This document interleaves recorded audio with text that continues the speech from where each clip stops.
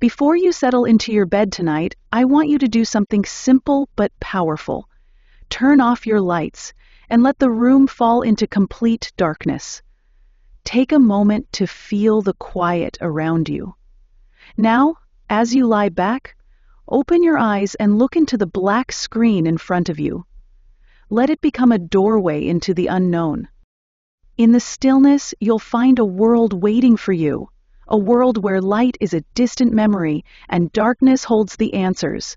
Take a deep breath and let go of everything around you. You're about to step into a place where the only thing that matters is what you can't see. Look into the black screen.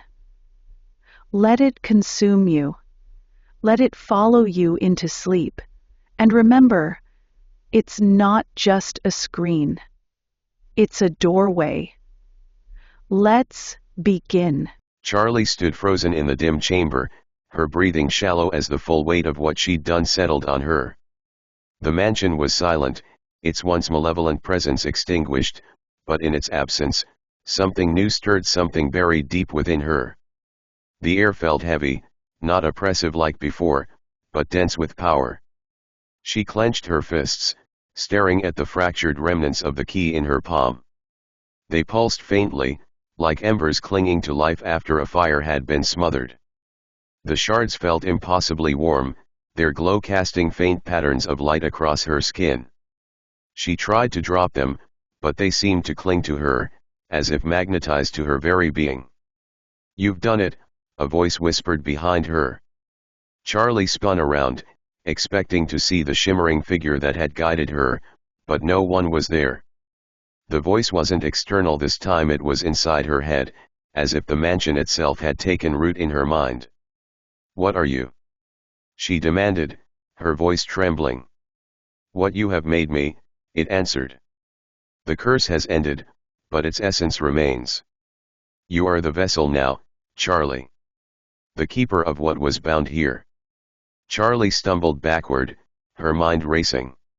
She had shattered the key, broken the curse that had enslaved countless souls, yet she felt no triumph. The air around her seemed to hum with a strange energy, an echo of the mansion's former malevolence. Her eyes darted around the room, which now seemed impossibly vast, its walls receding into a hazy darkness.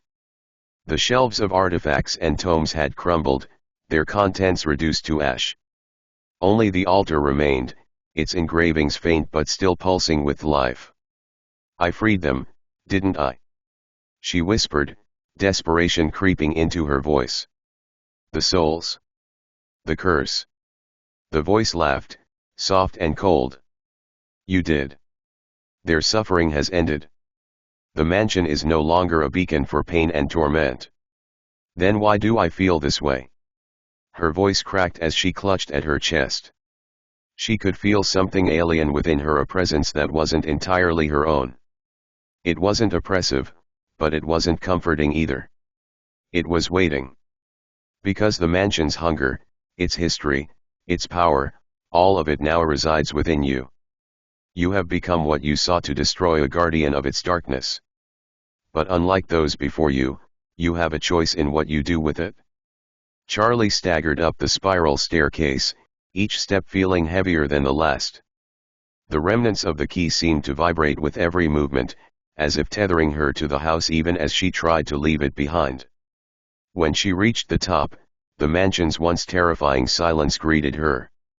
The ballroom, which had been filled with shadows and echoes of torment, now felt hollow. The air was still, the chandeliers lifeless, their crystals dim. For the first time, the house felt empty. She pushed open the front door and stepped out into the cool night air. The mist that had once clung to the streets was gone, and the gas lamps glowed brighter than she remembered. The world beyond the mansion felt untouched by its horrors, as though the house's malevolence had never extended beyond its walls. Charlie looked back at the mansion's facade. It stood as it always had, grand, foreboding, timeless, but now it seemed dormant, like a beast finally at rest. Or so it seemed. As she turned to leave, a sharp pain shot through her chest, forcing her to her knees. The shards of the key burned brighter, their light searing into her palm.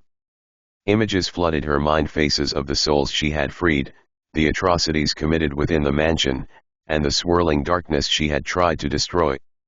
"You cannot walk away," the voice said again, colder this time. "You are bound to it now. The mansion is no more, but its legacy is alive within you. You carry its power, and with it, its curse." Charlie stumbled into her apartment later that night, her limbs heavy and her mind fogged with exhaustion. She dropped her bag by the door, her hands trembling as she ran them through her hair. The shards of the key, still warm, sat on her kitchen counter like tiny embers. She poured herself a glass of water, the cool liquid soothing her parched throat. For a moment, she almost convinced herself that the worst was over. But when she glanced into the reflection of the kitchen window, her heart sank. Her reflection stared back at her, but it wasn't entirely hers.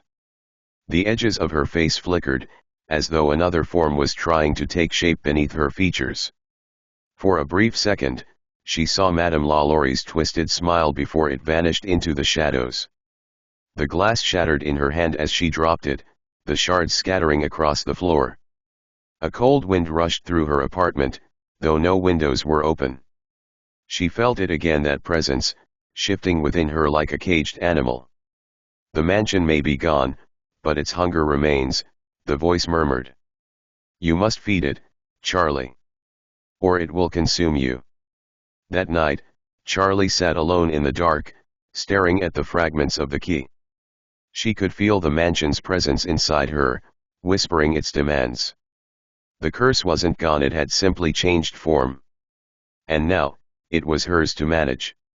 "I won't hurt anyone," she said aloud, her voice trembling but firm. "I'll find another way." The voice didn't laugh this time. It didn't argue.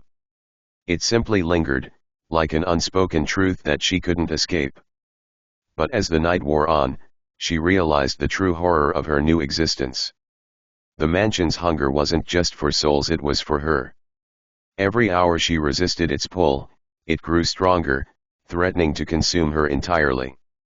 And in the quiet moments between breaths, she could hear it calling out to her, whispering promises of power and escape if only she would surrender. Charlie stared at the shards again, her mind racing. If she was truly the keeper now, perhaps she could rewrite the rules. But how? The mansion's legacy was ancient, its power beyond comprehension. Could she control it?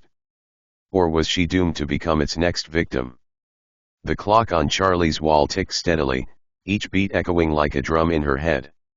She sat cross-legged on her living room floor, staring at the shards of the key, now encased in a makeshift glass jar. The fragments pulsed faintly, their glow casting eerie patterns on the walls. It had been 3 days since she left the mansion, 3 days since she became something different. She had tried to go about her life as usual, recording episodes for her podcast, answering emails, and even meeting friends for coffee. But no matter how hard she tried to appear normal, the truth clawed at her every waking moment. The whispers never stopped, faint at first, like a radio tuned to static, but now louder, more distinct, taking on the voices of the mansion's victims. "You carry us," one voice murmured. "Release us, or feed us," said another, this one low and guttural. That night, Charlie's dreams were vivid and unrelenting. She found herself back in the mansion, standing in the ballroom, the floor cracked and oozing with black tar. The chandeliers swayed violently, and the shadows on the walls danced to an unheard rhythm. Madame Lalaurie stood at the far end of the room, her expression serene yet cruel. "You thought you could escape?" Lalaurie sneered, her voice dripping with mockery. "You didn't break the curse, girl. You became it." Charlie lunged forward, screaming in defiance, but the floor crumbled beneath her feet. She fell into a chasm of darkness, the walls closing in as the voices of the mansion's victims surrounded her. They were angry now, their words indistinguishable but filled with pain and blame. When she woke, she was drenched in sweat, her heart racing. But something was wrong. The whispers were no longer in her head, they were in her apartment. Shadows danced along the walls, curling and writhing like living things. She scrambled to her feet, backing away from the jar containing the key shards. "You have to stop this," she whispered to herself, her voice trembling. "Do you?" The voice from the mansion, cold and ancient, spoke again. "Or do you need to embrace what you are?" Desperate for answers, Charlie turned to her podcast audience, though not directly. She released an episode titled The Keeper's Curse, a thinly veiled retelling of her own experience, disguised as a fictional tale. She asked her listeners for any information about similar curses, artifacts, or legends. The response was overwhelming. Emails flooded her inbox, some offering support, others sharing cryptic stories. But one stood out: a message from a listener named Elise, a self-proclaimed expert in cursed artifacts and spiritual bindings. "Meet me at the cafe on Dauphine Street. Midnight. You need to understand what you're dealing with." The cafe was nearly empty when Charlie arrived, the warm glow of its lights a stark contrast to the cold unease she felt. Elise was easy to spot, an older woman with piercing gray eyes and an air of quiet authority. She waved Charlie over, her expression serious. "I listened to your episode," Elise began without preamble. "You're not telling a story? You're living it?" Charlie hesitated, then nodded. "I didn't know who else to turn to." Elise leaned in, lowering her voice. "The key wasn't just a lock for the curse, it was a vessel. When you broke it, you released its energy into yourself. That mansion didn't just hold souls, it held power. Now, it's a part of you." Charlie's throat tightened. "How do I get rid of it?" Elise's expression darkened. "You can't. Not entirely. The curse doesn't just go away, it needs a host. And now, it's bound to you. But there might be a way to control it." Charlie's heart leapt. "How?" "There's a ritual," Elise said, pulling out an ancient leather-bound book. The pages were yellowed, covered in faded script and cryptic symbols. "It's dangerous, and it requires something you might not want to give." Elise explained the ritual in detail. It required Charlie to confront the darkness within her, to force it into submission. But it also required a sacrifice, something deeply personal.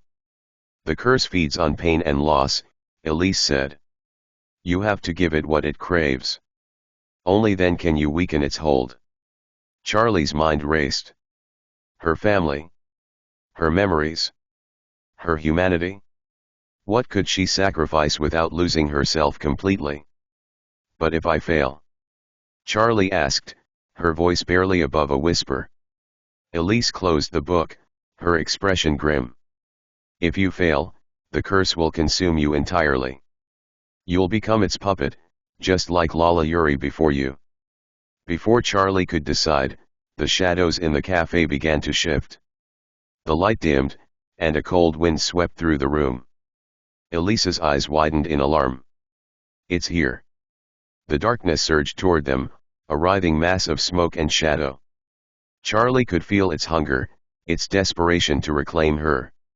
She clutched the jar with the key shards, their glow intensifying as the shadows closed in. Elise grabbed her arm. "You have to fight it? Now." Charlie's vision blurred as the shadows enveloped her. She felt herself slipping, her consciousness fracturing as the curse tried to pull her into its depths. The voices screamed, demanding submission, but deep within her, a spark of defiance flared. "I won't let you take me," she shouted, the shards in her hand burning like fire. The light from the fragments exploded outward, pushing the shadows back. The cafe returned to normal, but Charlie collapsed to her knees, gasping for air. Elise knelt beside her, her face pale. "You don't have much time," Elise said. "The curse is growing stronger. If you're going to fight it, you need to decide now." The room fell into a tense silence, broken only by Charlie's ragged breathing. The glow of the key shards in her palm had dimmed to a faint ember, but their heat remained, a constant reminder of the power she now carried. Elise hovered nearby, her expression a mix of concern and urgency. Charlie wiped sweat from her brow, her mind spinning. Confront the darkness? Offer a sacrifice? What could she possibly give that wouldn't destroy her? She wanted freedom, but the price loomed like an abyss she couldn't fathom. As the minutes dragged on, the shadows in the corners of the room began to stir. They twisted and writhed, inching closer, as if drawn to Charlie's hesitation. She could feel their pull, not just physical but emotional. They whispered to her in voices that dripped with temptation. "You don't need to suffer," they cooed. "Embrace us, and you'll have power beyond imagining." Elise stepped forward, her voice cutting through the haze. "Charlie, don't listen to them. That's the curse trying to trick you. You have to focus on what you want, who you want to be." Charlie's gaze snapped to Elise. "And what if I don't know who I want to be? What if I can't win?" Elise placed a firm hand on her shoulder. "Then the curse wins. And if it does, it won't just take you, it'll take everyone you care about. You're the keeper now, and that means the battle is yours to fight." The tension broke as Elise lit a circle of candles around the room. She handed Charlie a piece of chalk, urging her to draw a sigil on the floor. The symbol was intricate, a swirling design that seemed alive with latent energy. "This sigil will draw the darkness out of you," Elise explained. "But only if you can face it. The curse feeds on fear, regret, and pain. It will use everything against you to break your will. You have to stay strong." Charlie swallowed hard and nodded. With trembling hands, she completed the symbol and stepped into the center. Elise began to chant in a language that felt ancient, her voice resonating with a power that made the air vibrate. As the words filled the room, the shadows around Charlie began to coalesce, forming a dense, swirling mass. Her chest tightened as the darkness took shape, splitting into flickering, distorted images, memories, fears, and faces from her past. The first figure was her mother, who had passed away years earlier. Her form flickered like a dying flame, her expression a mix of sorrow and disappointment. "You're wasting your life chasing ghosts, Charlie," her mother's voice said. "You're always running from what matters." Charlie's throat tightened. "You're not real," she whispered, but the words felt hollow. The image of her mother dissolved, replaced by a younger version of Charlie herself, standing in the doorway of her childhood home. The younger Charlie glared at her with burning eyes. "You're weak," the younger version spat. "You've always been weak. That's why people leave you." Charlie clenched her fists, tears streaming down her face. "You don't know me. Not anymore." The shadows shifted again, and now they formed Madame Lalaurie, her face twisted into a grotesque mask of cruelty. "You think you're better than me, little girl." Lalaurie hissed. "You and I, we're the same. You've tasted the power. You like it?" "No." Charlie screamed, her voice echoing in the chamber. "I'm not like you. I'll never be like you." Elise's chant grew louder, the light from the candles intensifying. The shadows screeched in fury, their forms swirling faster, their voices growing louder. Charlie's body trembled, her knees buckling as the weight of the curse bore down on her. "You must choose," Elise shouted, her voice piercing through the chaos. "What are you willing to give to end this?"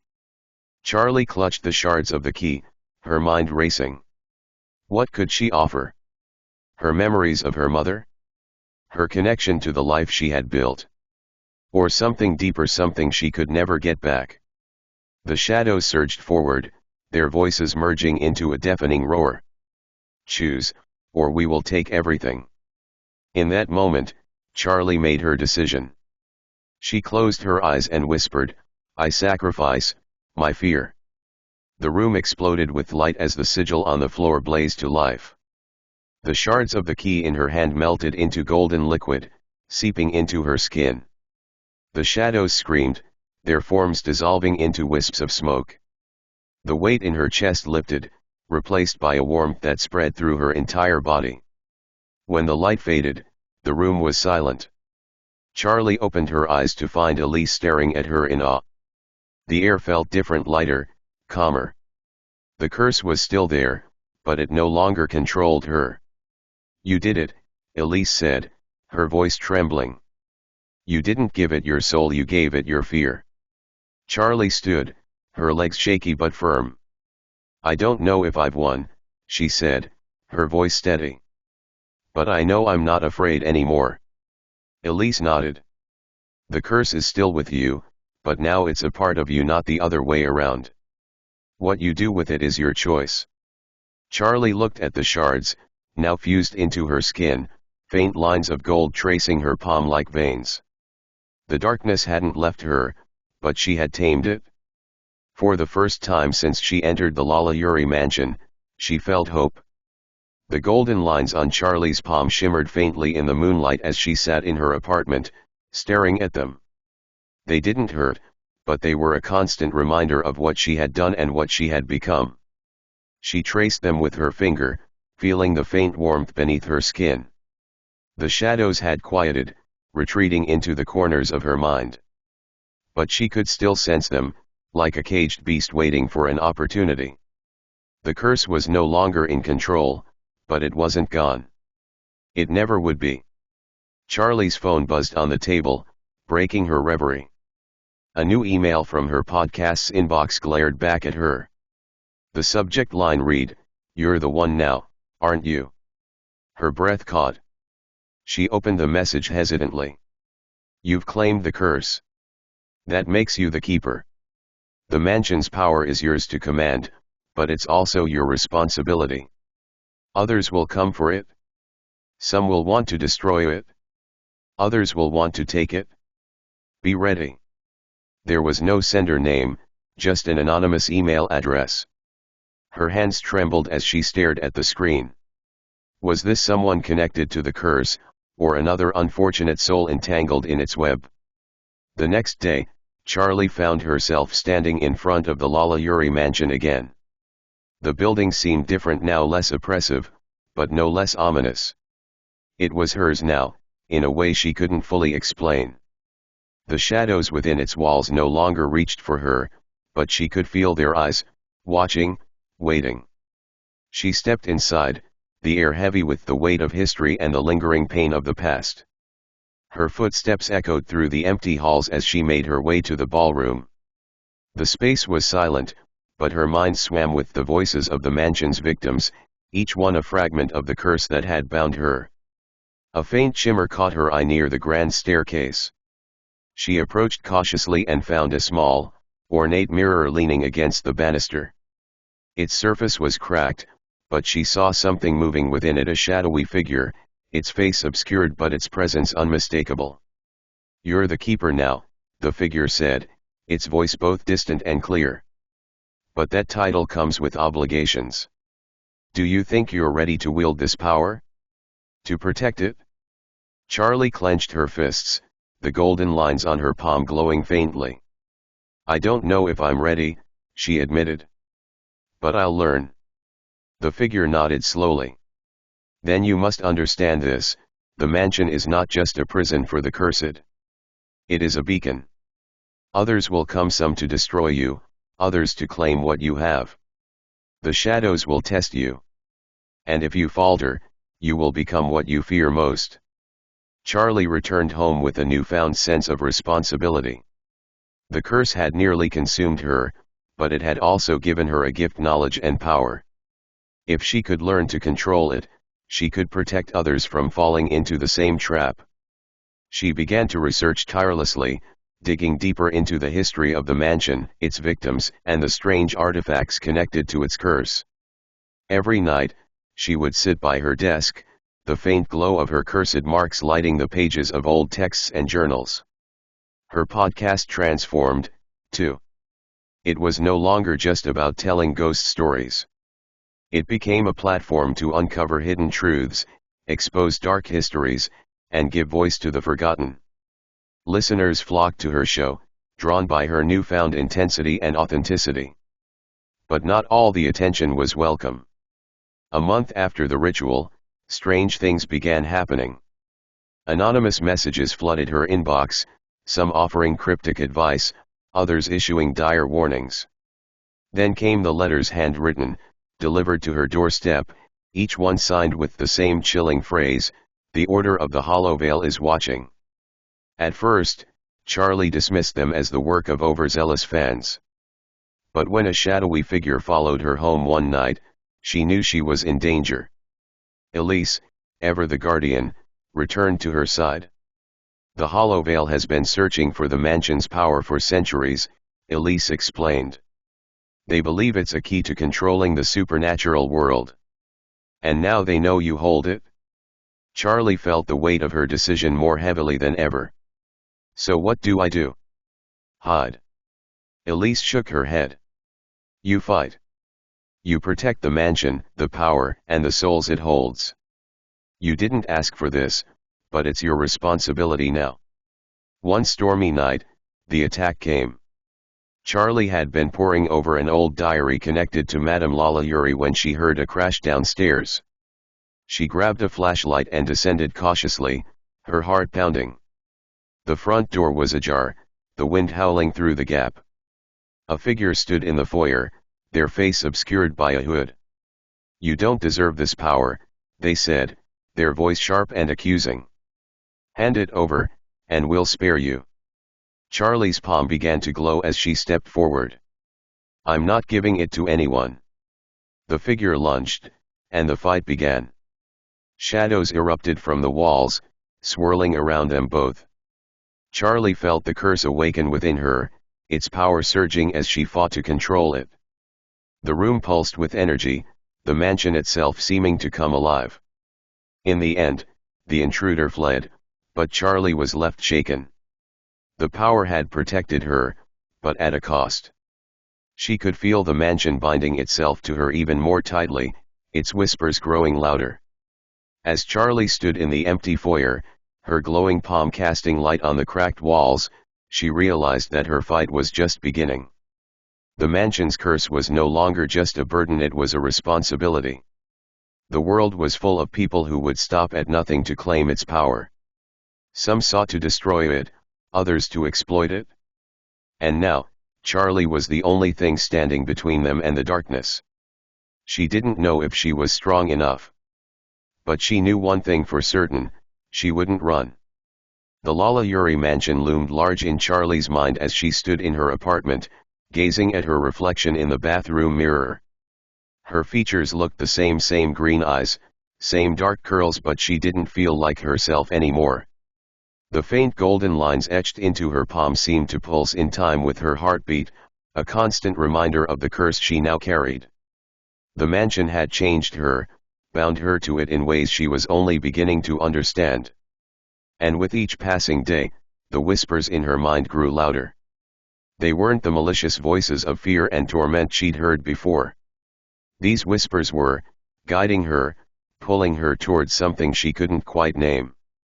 Charlie sat cross-legged on her living room floor, surrounded by artifacts she'd salvaged from the mansion's many hidden rooms, an old brass key with no discernible lock, a faded ledger containing names of enslaved people, and a cracked porcelain doll with eyes that seemed to follow her every movement. She picked up the key, its cold surface sending a shiver up her spine. As she turned it over in her hand, the whispers in her mind sharpened into a single, clear voice. "Return to the threshold." Charlie froze. "The threshold," she whispered aloud, though she wasn't sure who if anyone could hear her. The voice didn't answer.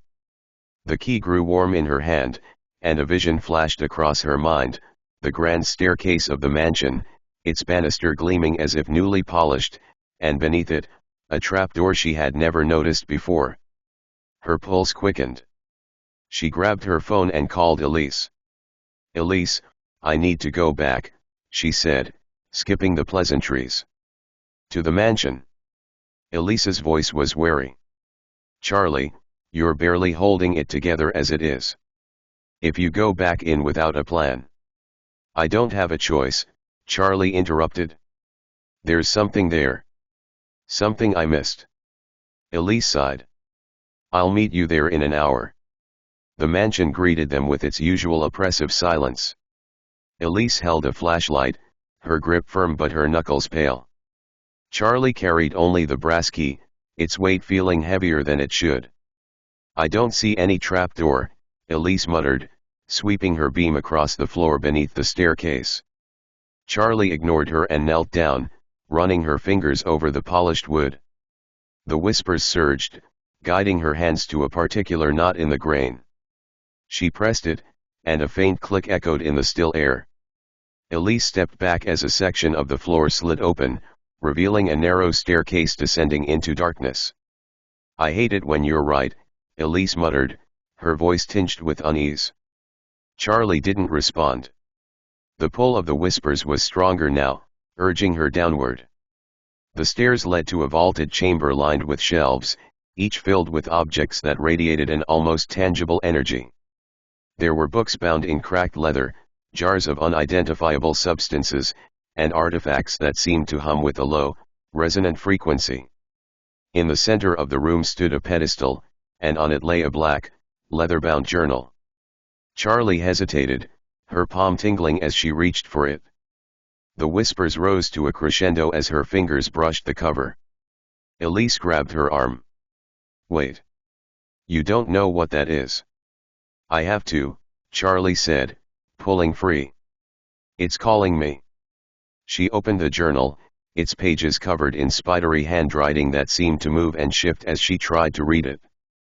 One phrase stood out, written in bold, deliberate strokes. The keeper's power is the gate and the key. Before Charlie could make sense of the words, the room began to quake. The artifacts on the shelves rattled, and a low growl echoed from the shadows. Elise stepped in front of Charlie, her flashlight scanning the room. What now? She muttered. From the darkness emerged a figure cloaked in tattered black robes, its face hidden beneath a hood. Its presence was suffocating, as though it carried the weight of centuries of sorrow and rage. The keeper returns, the figure intoned, its voice a blend of anger and amusement. But you are not yet worthy of the power you've claimed. Charlie's heart pounded. Who are you? I am a shadow of what you fear, it said. A test of your resolve. If you wish to keep the mansion's power, you must prove you can wield it.